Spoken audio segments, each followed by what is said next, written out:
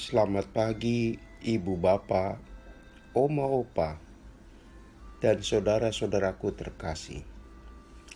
Seiring datangnya pagi baru, kita patut mengucap syukur, karena itu bertambahnya satu hari kepercayaan Tuhan pada kita. Kita dipercaya melanjutkan kehidupan. Puji Tuhan. Firman yang kita renungkan 2 Timotius 3 ayat 11-12. Engkau telah ikut menderita penganiayaan dan sengsara seperti yang telah kuderita di Antiokhia dan Ikonium dan di Listra. Semua penganiayaan itu kuderita, dan Tuhan telah melepaskan aku daripadanya. Memang setiap orang yang mau hidup beribadah di dalam Kristus Yesus akan menderita aniaya. Saudaraku, dua hal yang digandrungi orang modern untuk bisa diraih, yaitu cepat dan mudah.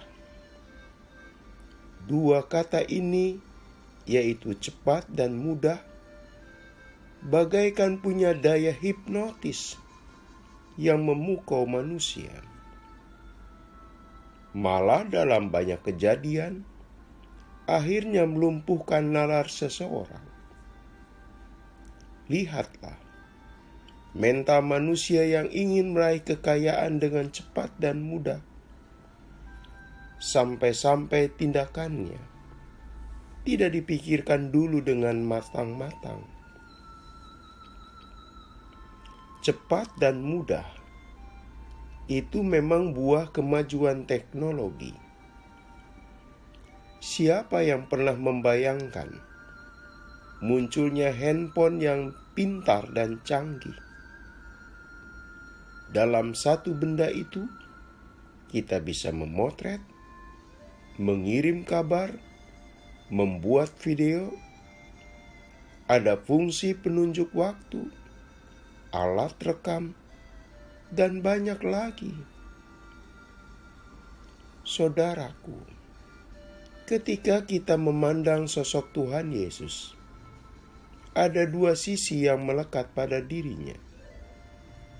Dalam dirinya ada tabib dan salib.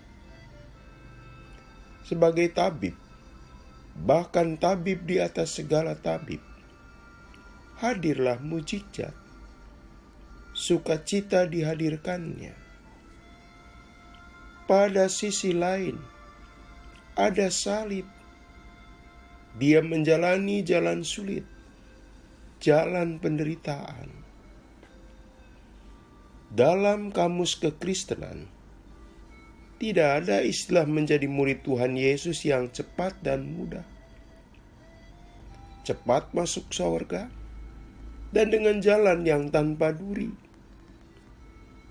Memang suka ada tawaran bahwa mengikut Tuhan Yesus akan diberkati. Tapi diberkati di sini diartikan sempit. Semata-mata diartikan cepat kaya dan hidupnya berlimpah secara materi. Dan hidupnya seolah-olah selalu bahagia. Tawaran demikian membuai saudaraku, tapi tidak punya pijakan realitas. Terdengar menyenangkan, namun berlawanan dengan kenyataan. Mengapa?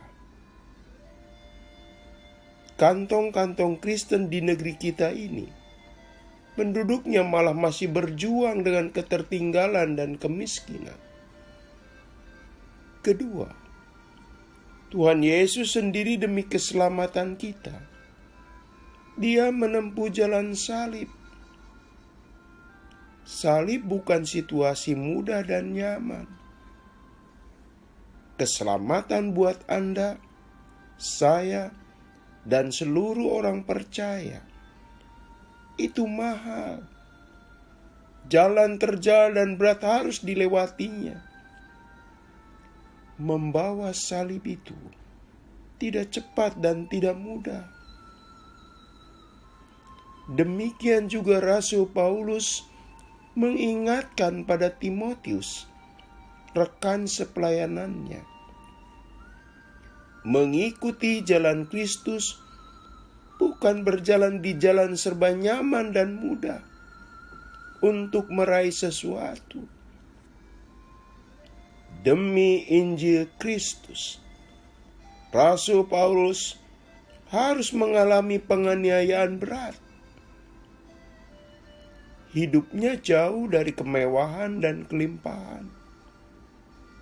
Apalagi saat di penjara, serba terbatas.